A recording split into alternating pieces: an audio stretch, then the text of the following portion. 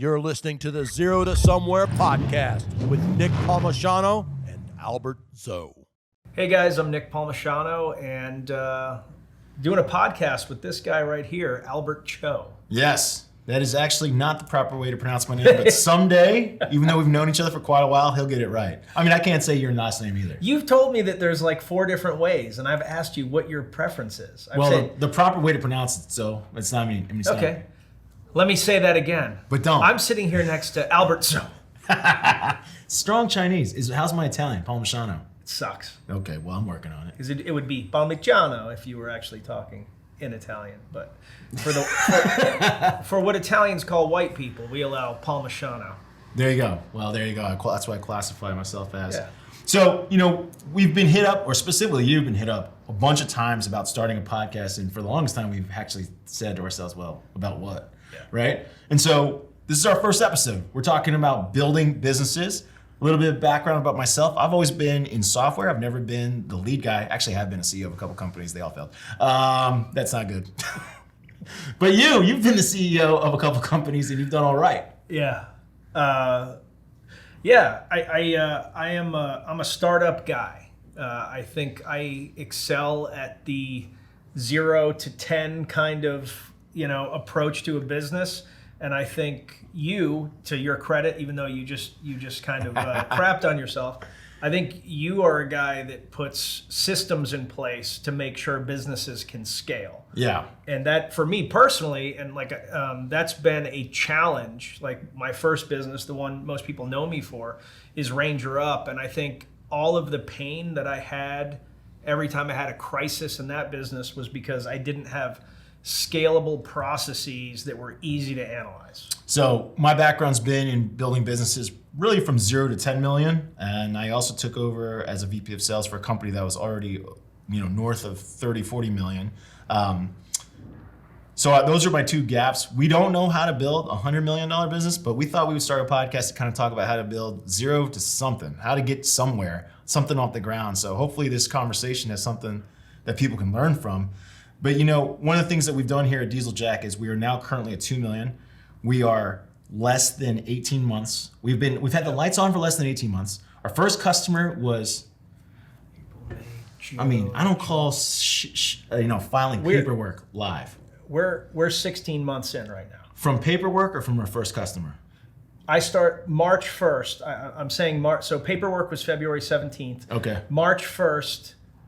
I think we got our first cut, or maybe it was like March 4th, but it was right there at the beginning. So yeah. I say we're 16 months into this thing, and we're a $2 million business, which some people would say is pretty good. It's okay. I mean, it's something. And one of the things that we wanted to start this podcast, or we talked about before, like, what are we going to talk about? It's like, let's talk about building this, and along the way to meet some of the people we know that have built businesses. It's a way to give back. Now, you've always wanted to give back. Talk a little bit about what your background is like. Obviously, you've been an entrepreneur. You've been constantly, people ask you for advice. I have no idea why. Yeah, I don't know. People definitely come to you for life advice, business advice, and so on. Yeah, I will try to give like the 30-second synopsis of my career, which is impossible for an Italian because we like to talk. But short version, I was a military officer. I got out of the military. I went to Duke University for business school, got the MBA, got the Fortune 100 gig. What's this? You're making sound. Well, okay. See, I'll put my hands. I'm Italian. You got to talk with your hands. I'll talk with my hands up here. Got the Fortune 100 gig. Was doing very well. Started this hobby business on the side, Ranger Up, and got an offer, got a promotion offer, and on a Friday, and I thought about it all weekend, and it actually fucked with my brain because I was like, oh my God, I hate what I'm doing. Not because the company was bad, it was a great company, but I was so bored, I felt like I couldn't really affect the organization. And so I came in on Monday and I quit, basically disappointing everyone that I knew because I had done West Point, Army, Duke, and I had the job you were supposed to get, and then I went to peddling T-shirts. Almost bankrupted myself doing that. Then that started to work. Then decided to do a movie with some friends, Range 15, and that was the first independent film ever to go to #1 on Amazon. So that was a success. That was a multi-million-dollar endeavor. And then a couple years ago, had a VC deal for Ranger Up, where a big company bought a big chunk of the company, and they took over operations and everything. And after about a year and change working with them, just as the pandemic hit, because my timing is awesome, I talked to the board of Ranger Up and said, I need to do something else. And so we kind of worked out a deal where, I stepped down officially from the Ranger Up organization as the CEO and became the president. And Ranger Up became a client of Diesel Jack Media. And that's been the last 16 months. And so weird going from that to this, because day one, we essentially had one client, Ranger Up. Yeah. But I think by day 7, we had 3 clients. And it was like, all right, now, something good is starting to happen. So probably the first mistake we made, I mean, even though we didn't actually suffer the consequence of it, but we did get in a unique place, which was we had revenue right out the gate. Mm-hmm. That's something not a lot of businesses can say. Also, for anyone out there that's thinking about joining a company that made the decision to join and partner with it, honestly, joining this company is a little easier because it was a little bit of money coming in. So we didn't have to truly start from scratch. Plus, you are, like you said, F-list celebrity. So I was like, that's an insult. Your face. That's an insult to F-list. I would say I'm more like the Z-list. I knew from the very beginning we could sell your face in some capacity. Somebody likes you out there. Thanks, man. Yeah, I'm not dumb. I'm not gonna join some clown that doesn't fucking know how to do something. So, but one of the things that we did, probably is a mistake that I would think if you're out there trying to start a company, is we right out of the gate were upside down on payroll, which was, I don't know if it was a good or bad thing, but we did adopt several employees. Like we basically were like, okay, we got to figure it. We started the company, we turned the lights on, we knew we had to hire skills. We did get a loan. We started off with the upside down payroll. It added pressure to get customers pretty fast, but in hindsight, we shouldn't have done that. We're both pressure players, but also, so I think one thing that is extremely unique about both of us is we've both been in companies that had major crises, and so we don't react to crises the same way that I think most people do. It's like even if it's like a $50,000, $100,000 problem, we're like, well, we've been in worse situations, So you shouldn't look at things that way. You should look at things. You should be very conservative, especially if you don't have a history in business. You should save money. You should hold on to the capital that you have. We did not take that approach, but So basically, what happened was. When I stepped down from Ranger Up as the everyday guy, most of the employees of Ranger Up are in Ohio now, but the whole marketing team was in North Carolina. And so then, the board of Ranger Up was like, what should we do with all these employees? And, I just basically said, well, I don't know what you guys are going to do, but if you decide to lay them off, then I'll just hire them all. And they did. They laid everybody off, and I hired everybody. And so Team Ranger Up really didn't change because I hired everybody. But we had I think 7 employees, 7 or 8 employees, 7 plus you. Yeah. And day one with not a lot of revenue. So we were basically lighting money on fire for a few months. We also made a bit of a mistake where. The reality is we had mismatched skill sets for what we were going to do, because where you guys came from and where we were going, not everyone necessarily fit that. Yep. So Nick's got a big heart. They say I have no heart, but I don't see that. But one of the first things I said was like, well, who are we going to cut? He goes, nobody. I'm like, why? He goes, everyone has stuck by me. I'm going to stick by them. We will figure this out. And I was looking at you but they don't have the skills. And you were like, I don't care. These guys are my people. Yeah. And they will work hard. And I said, okay. And then I was like, okay, it's a pandemic. They ain't got shit to do. What are you going to do? Go quit and go do something else? So we just started a culture right away. Hey, you need to learn skills. Yep. That was ultimately that paid off tremendously, putting people to say, hey, you need to become what we need versus cutting somebody loose. Yeah. In hindsight, I mean, doing it my way, would it have worked? I don't know, but we didn't do it my way. We did it your way. We're probably better for it. Yeah. But I will say this, though, and this is just something for entrepreneurs in general. I have been bitten in the ass in the past by being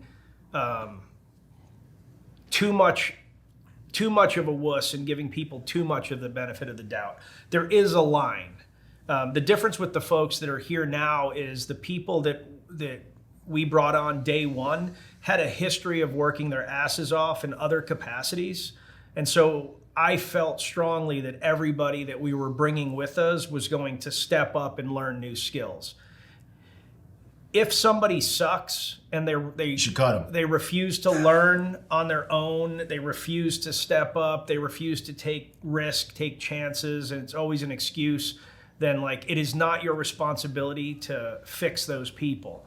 Like one of the big things the military used to teach us is there are no bad employees, there are only bad leaders. They'd say soldiers or leaders. That's not true. That is a lie that the military tells you because you can't easily get rid of these people. There are bad employees. There are people that are, whether it's because they don't fit into the culture or they're incompetent. It doesn't matter. Like if they don't fit, you need to get rid of them. That wasn't the situation we had, thankfully, because those are brutal situations. Yeah, I remember. So my background has always been, well, not always been. I mean, what am I talking about? I haven't been working that since long. the dawn of time. But at different software companies, a lot of them are very, specifically one, and I feel no problem naming my CEO. His name was Peter Heffering, super successful guy here in the Raleigh-Durham area. And I remember meeting with him for the first time and how he like calculated and looked at personnel. And one of the things he was like, you'll hear it a lot in books, right? Hire slow, fire it fast, right? Like you don't need to carry people that aren't doing the job. Mm-hmm. And so it was just a different there's no right way to do it, right? But his whole thing was like, why entrepreneurship is so hard as it is, why make it harder by carrying somebody that's not good at their job? Yep. And so he'd be like, yo, just cut him. Like I remember he terminated people within like 5 days. I was like, shit, like that is not a lot of time to prove yourself. And the guy sucks today, he sucked on day 2, he sucked on day 5, he ain't gonna get better, get rid of him. Yeah. And I was like, dang, that's savage. Yeah. But I'm not saying what he did was right or wrong, but it is effective. And what you've done what we've done here is effective too. One of the things that we've done building skills here is something I learned at Great Game of Business, and I'd love to hear your perspective on what it is. If you guys don't know what Great Game of Business is, it's a book by Jack Stack. And so one of the things that we had just talked about is how our company kind of had a mismatch of skills, but we did think we had a good culture of working really hard. And so one of the quickest things that I will personally take credit for, and I think worked well, is introducing the Great Game of Business. For anyone out there who is trying to up-level your staff or teammates, look, there's a lot of ways to do it. Some people say you can educate people, but I don't know. They went to 20 years of school. I mean, they don't know shit right now, so I don't know why you think more education is going to be it. Sometimes it's got to be behavior-based. And the Great Game of Business is something I learned at another company I worked at that ended up transforming my life and the trajectory of the company. If you're not familiar with it, it's written by a man named Jack Stack, or him and his leadership team of a company called SRC Holdings. And they took over a manufacturing plant or business that was basically upside down, like they was gonna die. And the only way they could get more people to do better with less wages is they said, everyone's gotta believe they're a business owner.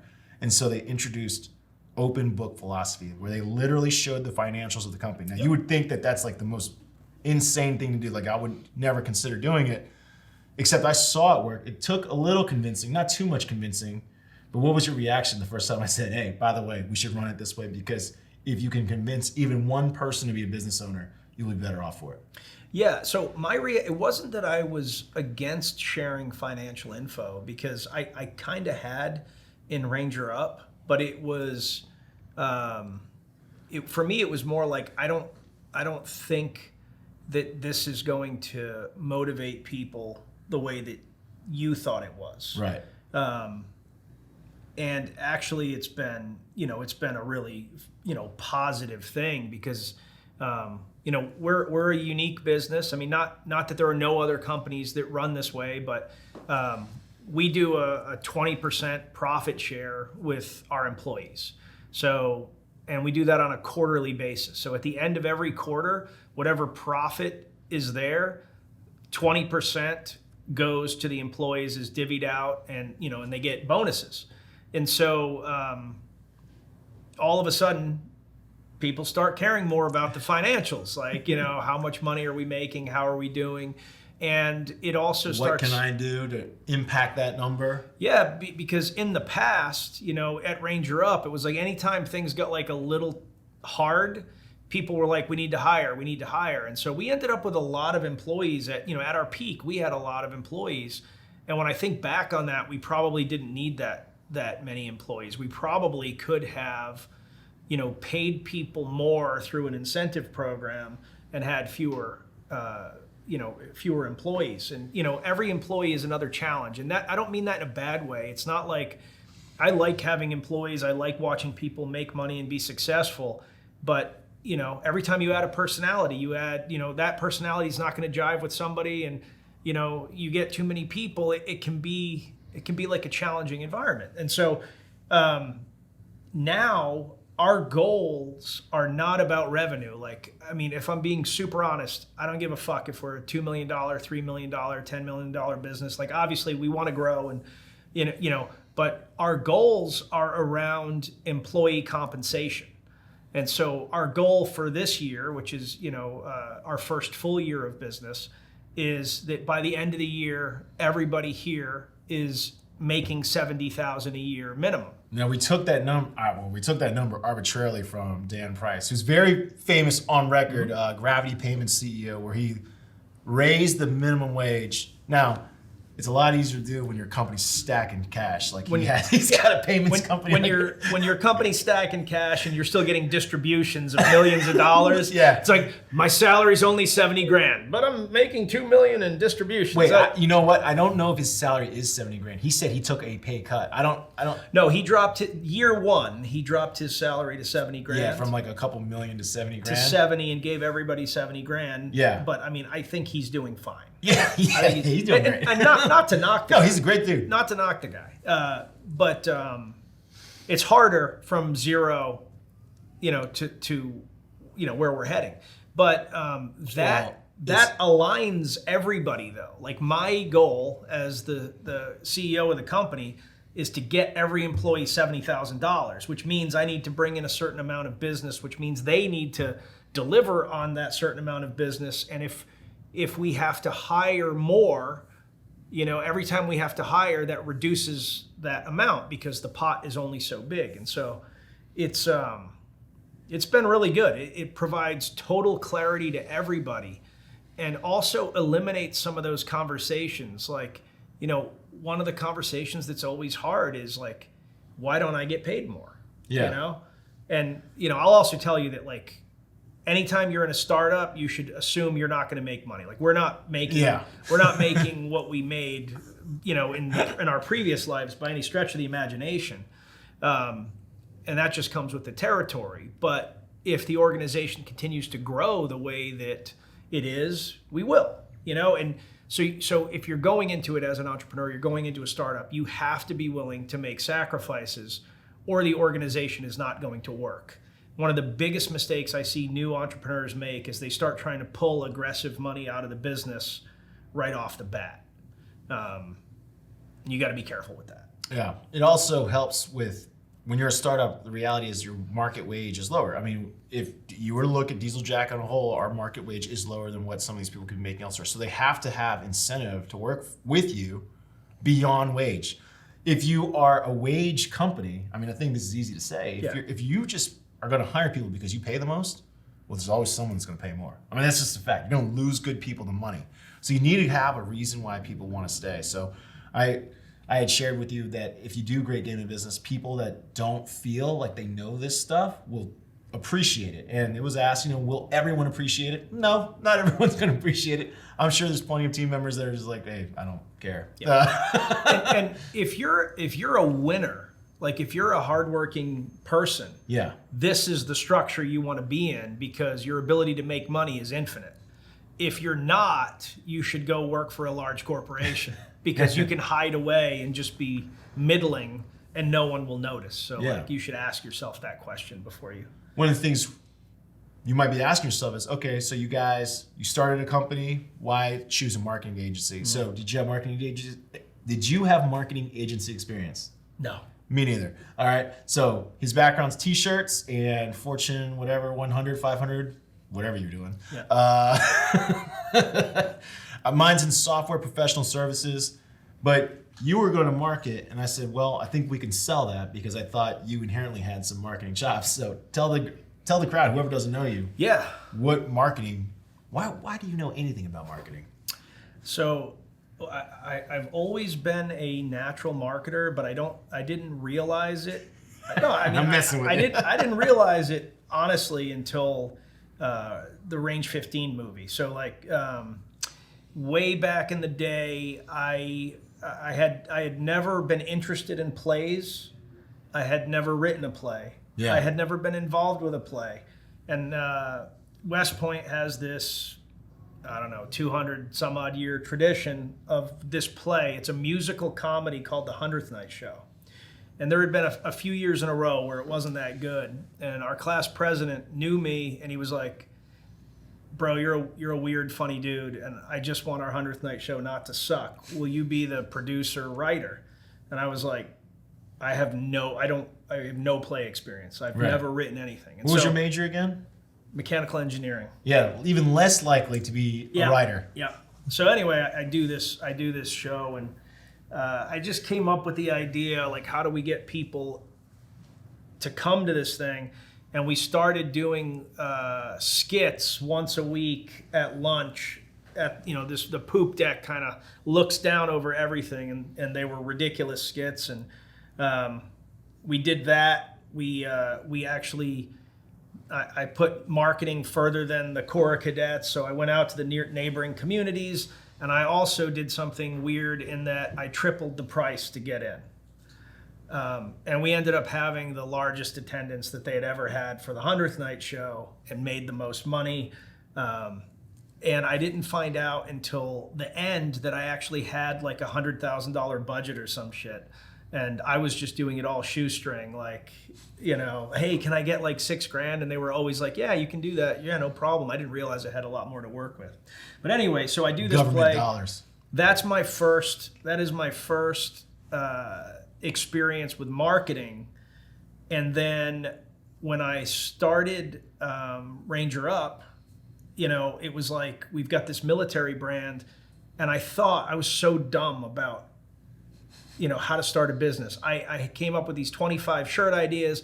I bought 144 pieces of 25 designs, and I thought word of mouth, it's just gonna get, there was no Facebook, right? At this point, there's only MySpace. Yeah. I thought people would just find it, and that didn't happen. And so then I started like writing articles. I started advertising on military blogs. They were popular at the time. And then like things started to happen. And then I just said, hey, we need to start making weird YouTube videos, What was your guess behind that?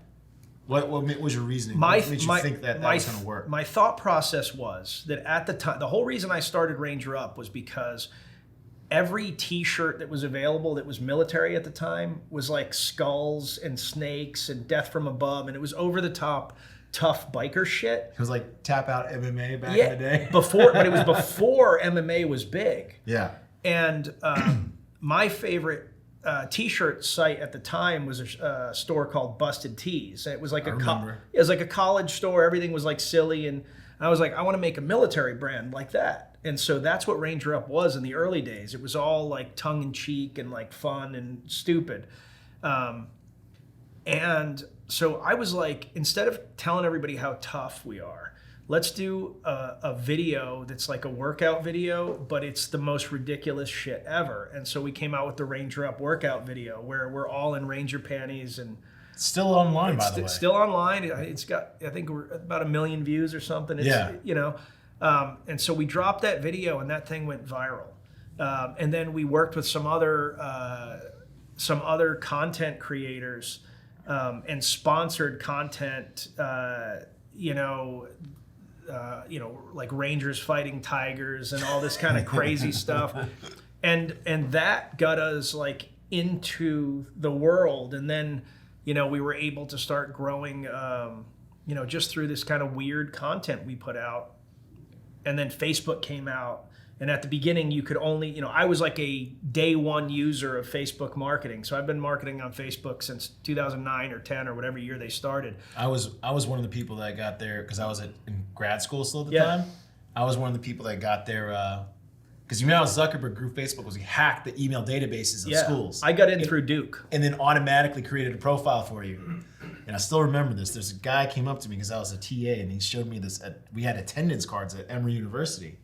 He showed me his attendance card. Like, do you know who this girl is? And I said, no, who is it? She's like, she's an adult film actress. She has her own webcam site.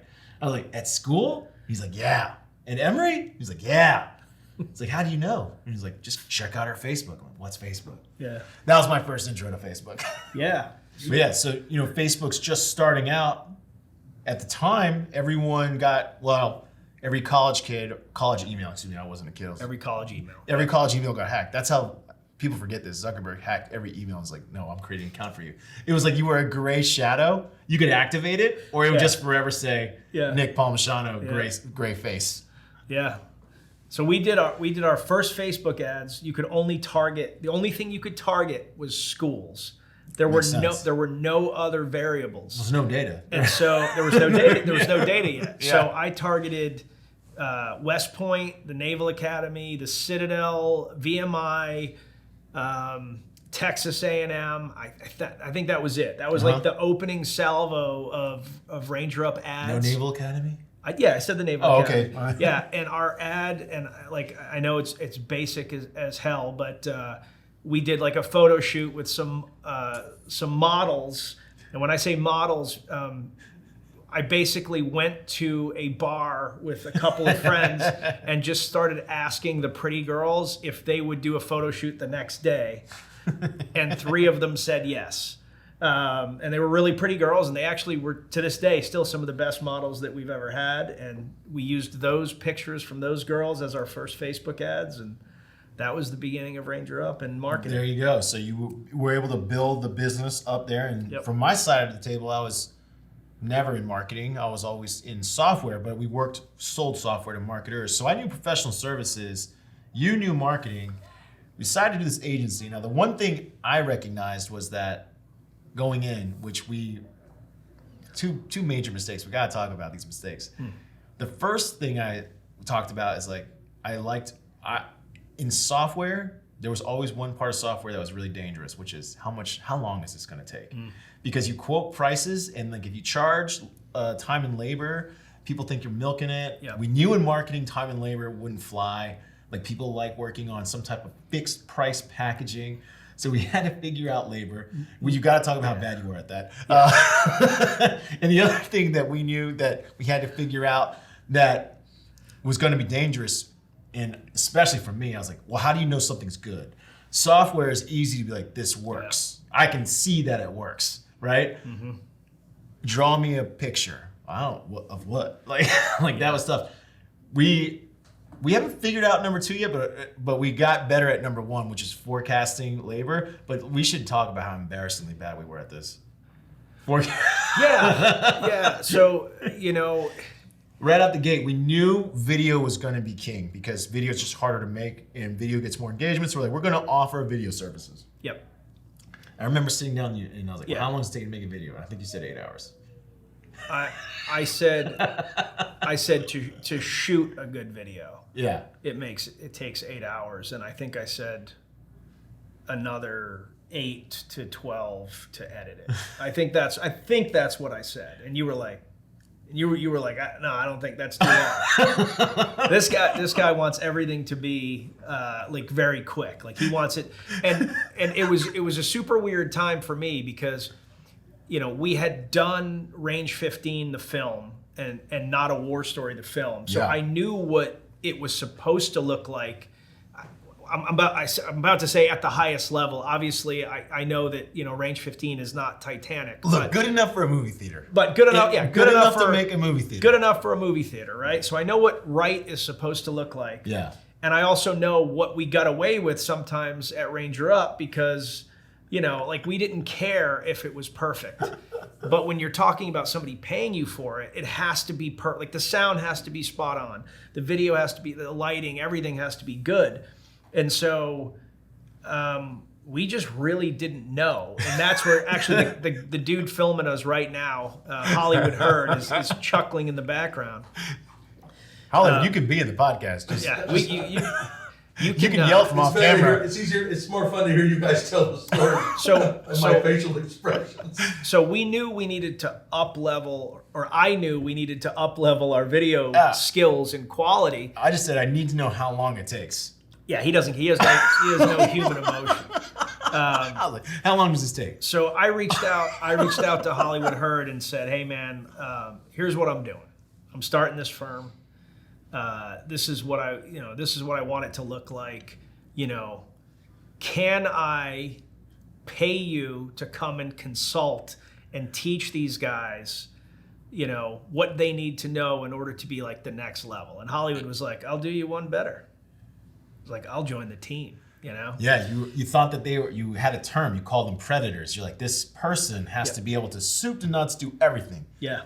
Write it, script it, cast it, prep it, film it, edit it, ship it. I got that term from my buddy Jared Taylor, who works at Black Rifle Coffee. That's what he calls them. Right. Because he was like, I have no time for somebody that can only shoot or only edit. Like you need to be a predator. You need to be able to do both. I'm like, I like that. I'm stealing that. That's mine now. You know?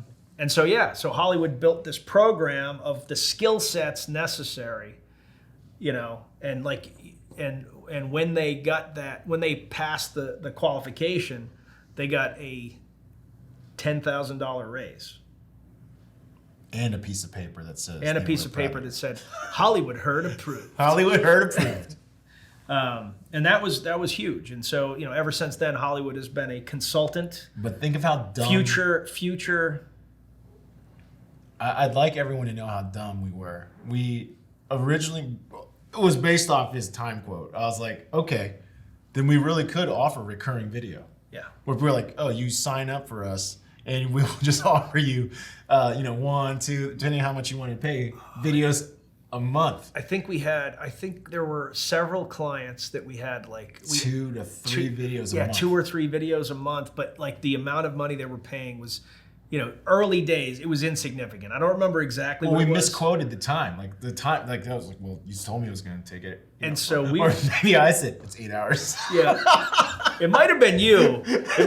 But anyway, we were killing ourselves. I was like, we can do this in 8. We were killing ourselves for a very small amount of money.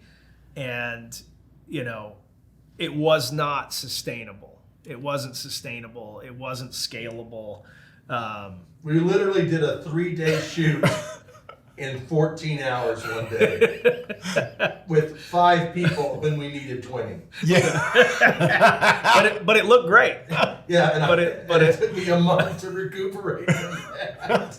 Yeah, that was so you'll hear it all the time in every TV show about business, know your numbers. That includes the labor. If you're a labor and services business, you gotta be locked in exactly how much time, and give yourself some grace. That was another mistake.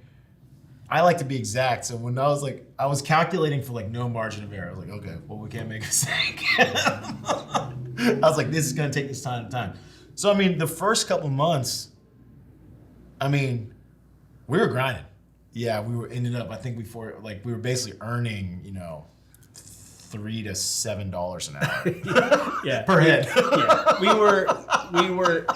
But like that. But that's what happens though. Like if you're, if you miss your number, if you have a product business, then like the product costs this much. Yep. I'm spending this much on labor. I'm spending this much on advertising. It's very easy to figure out. Like I need to sell this many.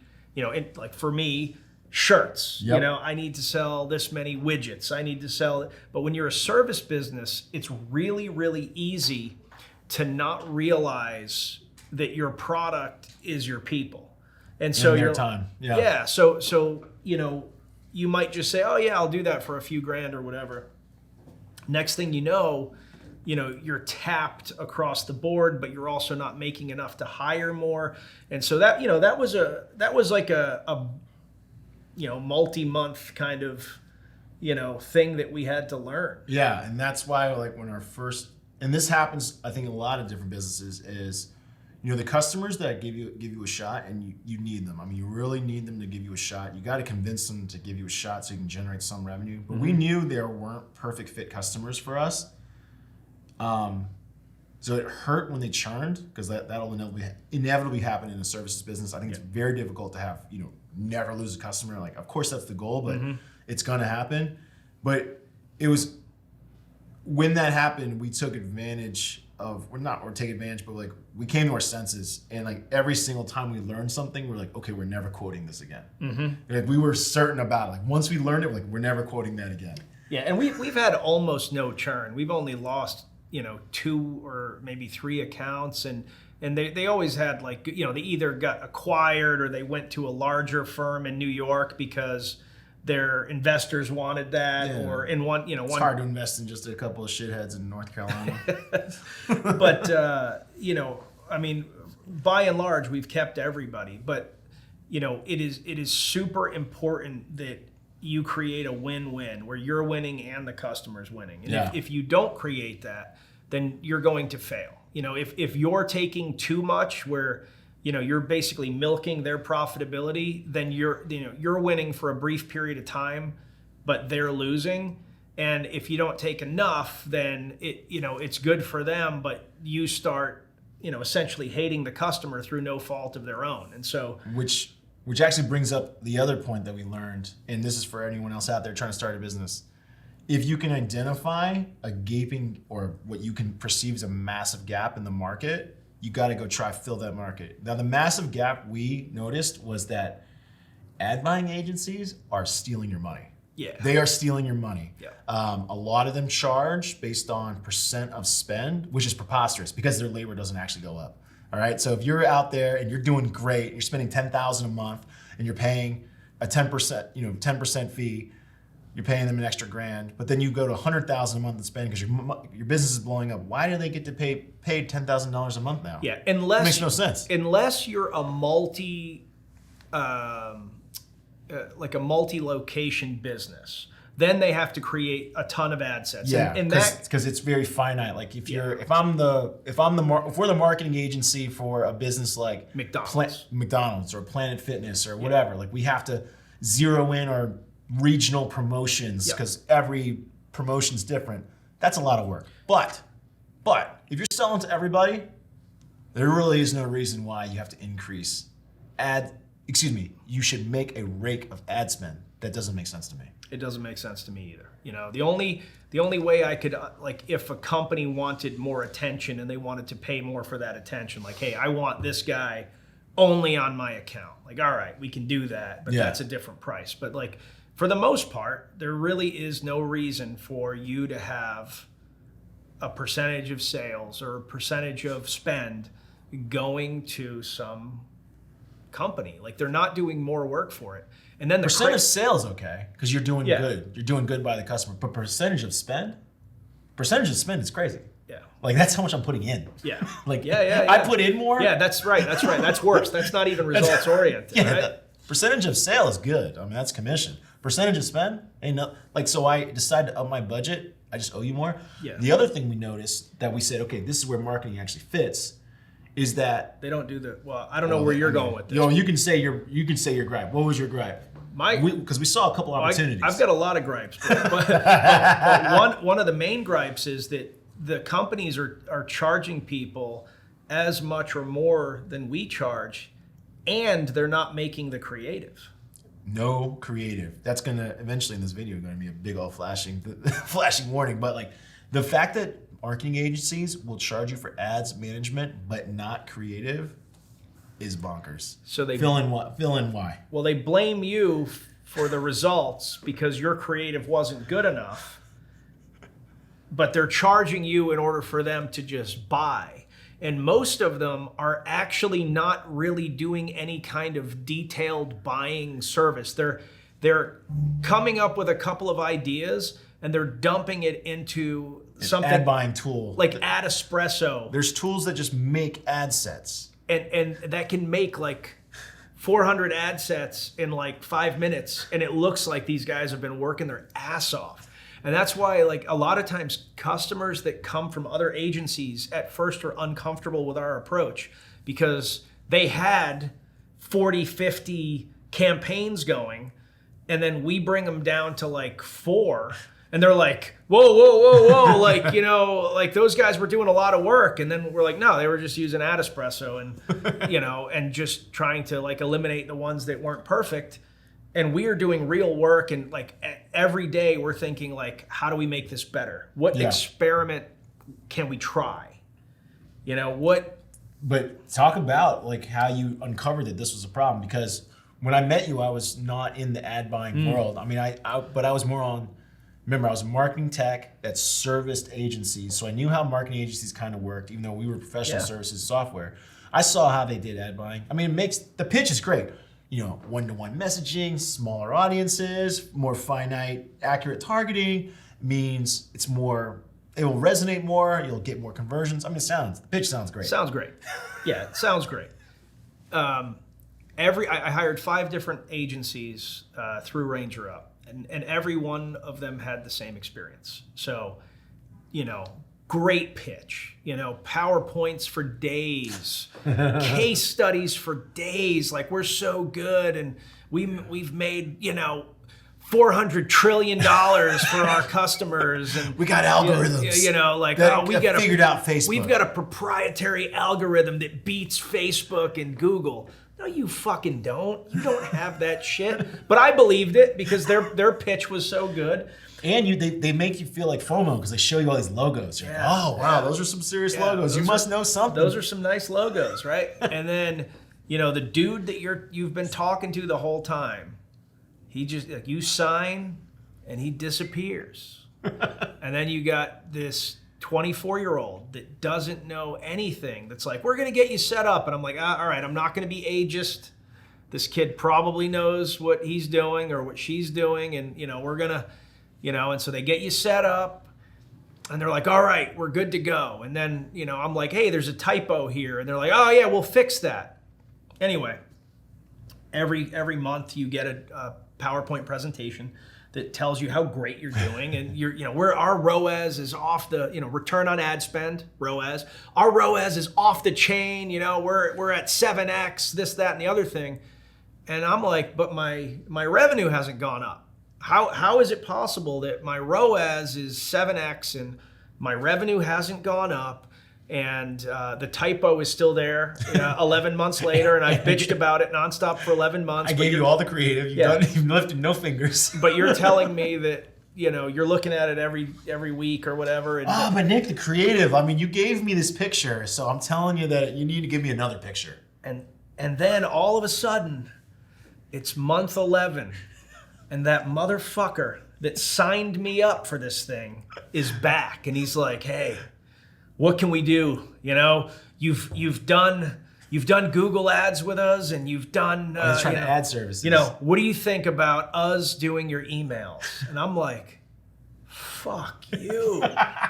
You just stole like $48,000 from me and wasted ad spend. My revenue is the same. I've had to take over the ads because they're not working. And the only reason I'm still paying you is because you locked me into this 12-month contract, and I don't want to litigate to get out of it. So I'm just begrudgingly paying you this last month so I can never fucking see you again. Right, but so are we renewing? It's 25%. What do you think about 25% off? Is that going to work? It's not working? I'll tell you, the only 30%. The only ad manager. I wasn't an ad manager. Whatever you were, whatever your shitty title was. I just handled the account. The only account manager that I did not hate was Albert, sitting next to me, and this is why. And I didn't even like his service. Yeah. But there were a couple times where there was a problem with our website, and I thought it was his service, and he solved the problem, including one time where he went in and removed code from our website. Well, I took a picture of it first. You did. He didn't just do it he asked if it was okay, but he found the problem with our website when our developer hadn't. and removed it and fixed the website and solved it. And this was on like a Saturday. So I was like, this guy actually cares. Like, I hate his service. It's not helping me very much, but this guy actually cares. And that's why we stayed in touch. And when I started this, when I was thinking about starting this, I reached out to him and said, hey, I'm thinking about doing this.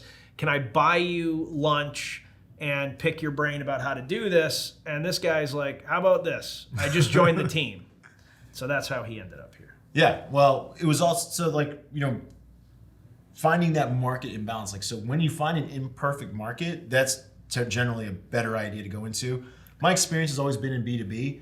I've never just created something. Well, let me take that back. Every time I've created something out of thin air that didn't actually solve a problem, that failed. But every time I've thought of something or worked on something that actually solved a definitive problem, those have worked. Because what you find out is when you find these imperfect markets or these industries where people kind of suck at their job, that's the easiest thing to disrupt. If you can just give them a chance and show service. But we actually took a Diesel Jack, the way we approached it was going to be a little different. So, a little bit of pitch about us, but that's why we tell people our pitches, we just don't suck at marketing, because guaranteeing returns there's nothing guaranteed. Nothing's guaranteed. There's no way to do it, because there is so much that is not in your control as the marketing agency. Yeah. If the client runs out of inventory, which has happened. Yeah. If the client doesn't want to engage all of a sudden, there's so many things that can happen. I'll tell you right now, if you're wondering, like, what does the best account look like? The best account looks like an engaged founder that is not afraid of risk. You're going to meet some on this show. And we're gonna bring on our clients and also people that we know that don't work with us, that we either admire or that have good stories or that we hate. So we could, I'm not just saying that. All of them gone zero to somewhere. And that's the whole point of the show. Yep. And we'll bring people on, and this will probably be I won't say the last, because I'm sure it'll happen from time to time. But the plan is from here on out, it won't just be Albert and I. We'll be talking to somebody every day. And I think our first show, should we tell them, or do we just wait? We'll wait. We'll drop the surprise then. But the point of you just cannot blame. It's never just sales' fault. And I always use the example of BlackBerry and Apple. BlackBerry was the predominant smartphone for quite a bit of time, and then the Apple iPhone comes out in 2007 or 8. Yet BlackBerry's sales increased from 2007 all the way through 2011. You guys, anyone can go look it up. Top line revenue goes up. Yep. But then it reaches a tipping point. In 2012, revenue starts falling, and it, as you guys can guess, it fell very fast every year after. Are you telling me marketing and sales just fucked up? They just couldn't do it anymore? This guy was closing $1 billion accounts. He's like, hey, didn't you just sell a cell phone package to all of that, giant corporation? Yeah. Did they re-up? No. Did you forget how to do your job? No. See, there's a better product on market now.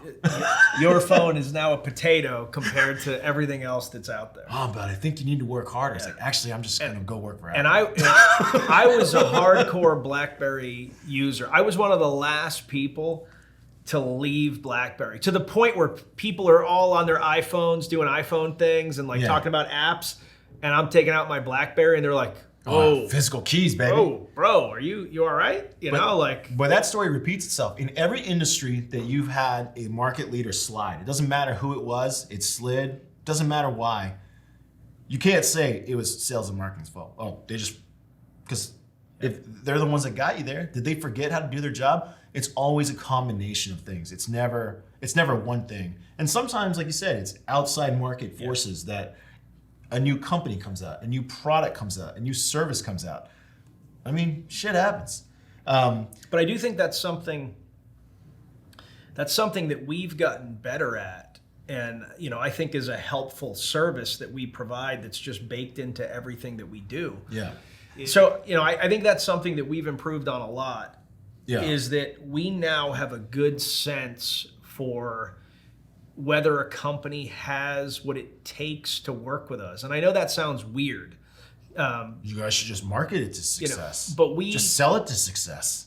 We're very selective with who we work with and kind of the rules we have. And it's not very complicated, right?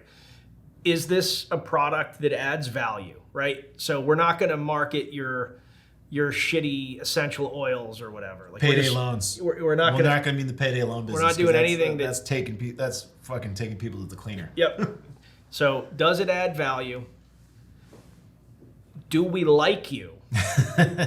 Because we push hard when people need things. We've had clients that have had opportunities present themselves, and they're like, is there any way you can get this thing to me in 24 hours? And we've done it. And, so when it's 2, 3 a.m. and the team is working on something, if you hate the motherfucker, you're not gonna do it. So we've got to like the client, right? So those two. And then the third is, do we think that the business is viable enough to be able to pay for us and pay for media and win?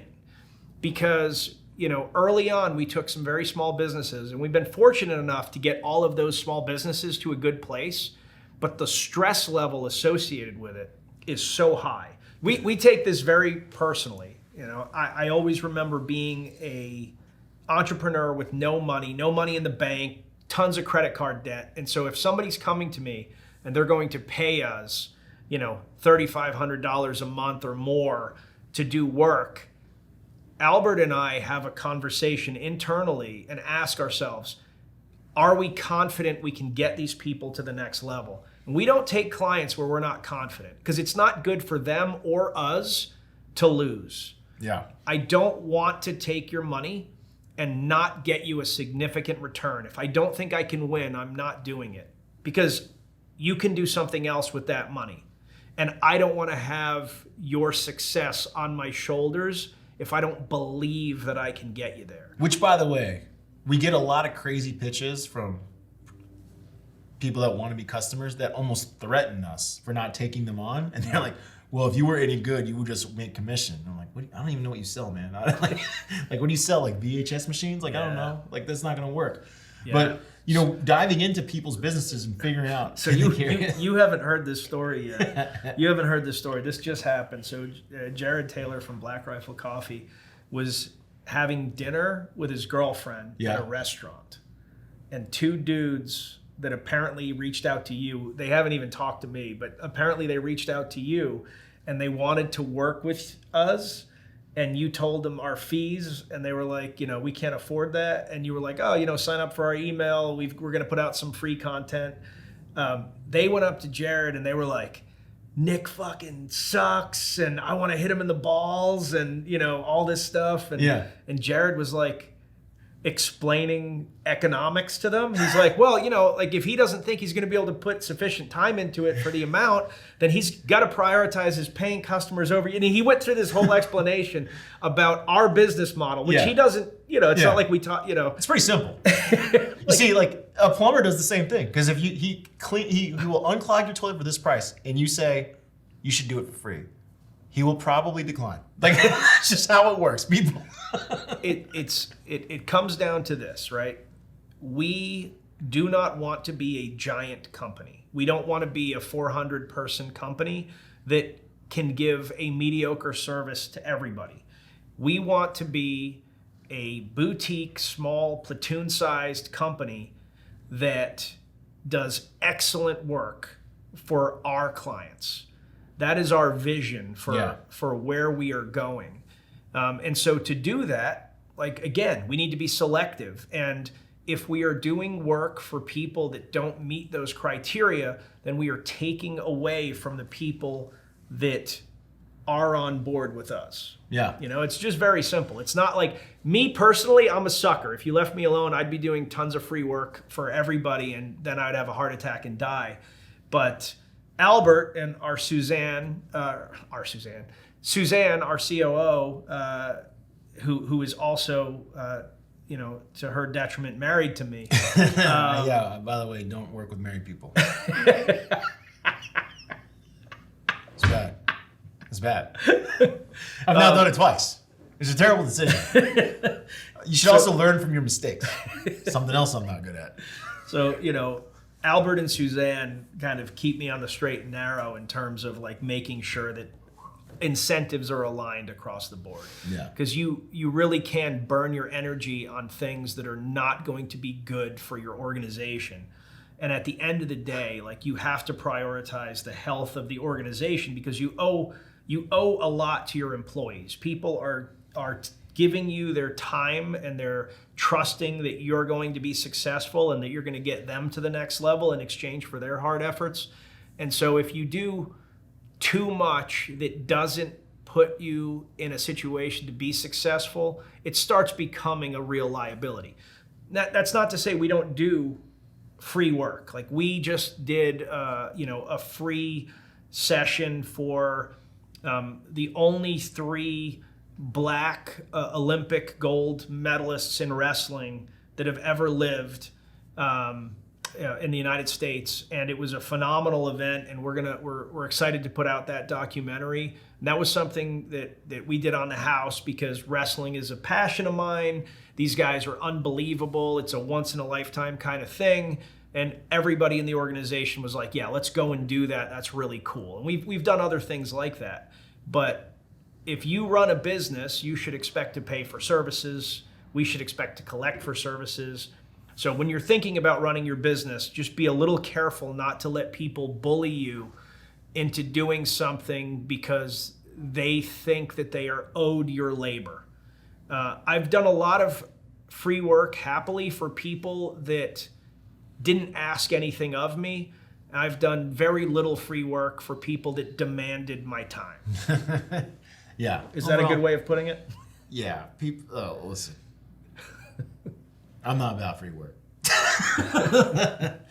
So where does that bring us today? I mean, obviously today we're slogging, but it's so it always looks better from the outside. I think if you were to say our numbers and say, hey, in less than 16 months, these guys went from 0 to 2 million and growing. On the outside, you think everything's great. Now, for anyone who's ever been in a startup, on the inside, it's on fire. Like, every day is not enough people, not enough time, not enough resources. These fucking cameras cost $10,000 or whatever. Then I got Hollywood over here. Oh, I need a new lens. Like, what? God damn. Like, I need a new lens.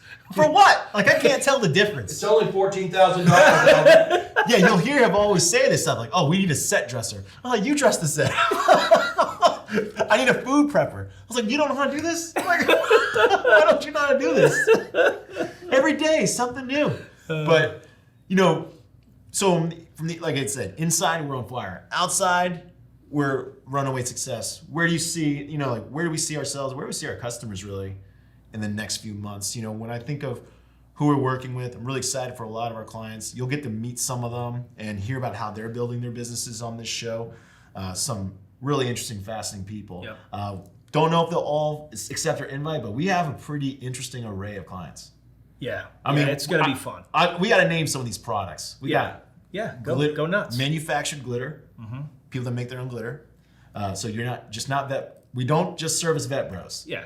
Right. In fact, we service no vet bros. I don't think we have any vet bro companies. Yeah, I think to the outsiders or someone who knows you a little, be like, oh, they handle these kinds of companies. Yeah. So we have glitter. But we do have veteran businesses, but they're not in the vet bro space as you would define it. But yeah, we got glitter, we got protein bars, we have tea, loose leaf tea, soon to be bags. We've got shorts. We got booty shorts for men. Booty shorts for men. We have pendants used to shotgun beers. High-end leadership consulting. We have sunglass 80s, 90s retro vibe sunglasses and outerwear. Couple of the largest veteran nonprofits. Couple nonprofits. Yep. Oh, we have Red We have Red waterless toothpaste. Mm-hmm. The big amusements on demand. Big round wheels. Yeah, amusements on demand. We've worked with amusements on demand.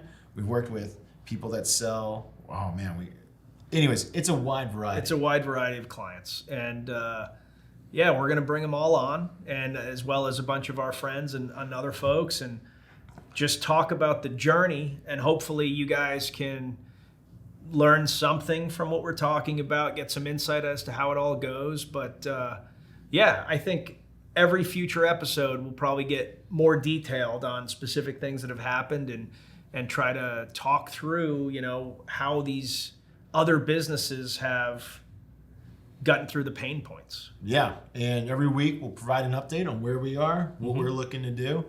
We might get a new customer tonight, so hopefully we can start selling some beer too. Yeah. Hopefully. Oh, beer. Fingers crossed. I thought you were talking about the services business that we might get tonight. Oh yeah, facilities management. We've What got- you guys know about that? We've got two clients that might drop tonight, and by the next episode, hopefully we'll be able to give you some positive news. But one thing I will say is we're always going to be honest. So when the shit hits the fan, we are going to tell you, hey, rough week. Albert's drinking again.